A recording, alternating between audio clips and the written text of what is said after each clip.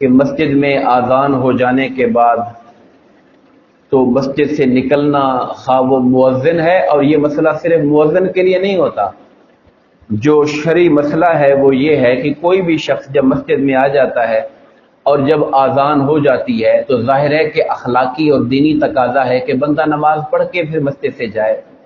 نماز کو چھوڑ تو نہ دینا کہ جب وہ اللہ کے گھر میں آیا بھی ہوا ہے اور آذان بھی ہو گئی ہے تو اسے نماز پڑھنی چاہیے۔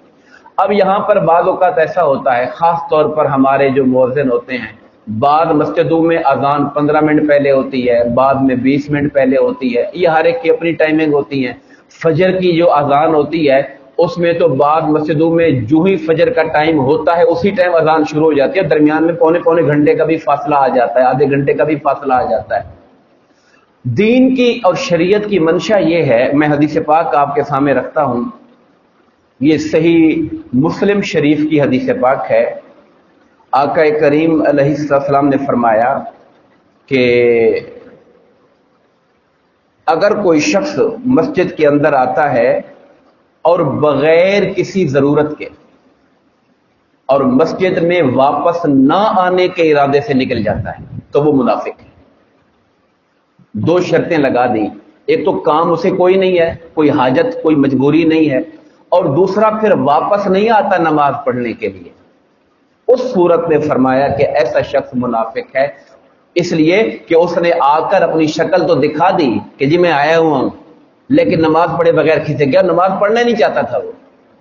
ایسا شخص ہے جو دکھاوا کر رہا ہے نماز کا مگر نماز پڑھنا نہیں چاہتا ہے، اس کو بارے میں کہا گیا کہ ایسا شخص منافقوں کے زمرے کے اندر آتا ہے۔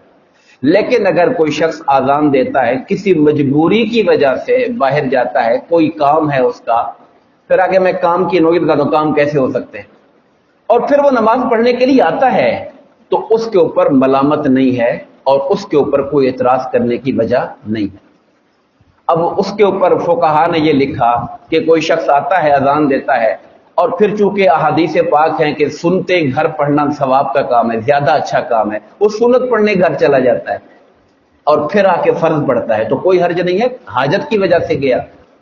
ایک بندہ کہتا ہے جی میں آیا ہوں، اذان دی ہے، اب گھر والوں کو میں نے اٹھانا ہوتا ہے کہ تاکہ وہ بھی، میرے بچے گھر والے بھی نماز پڑھیں، ان کو بہت جلدی نہیں اٹھاتا کہ وہ پھر زیادہ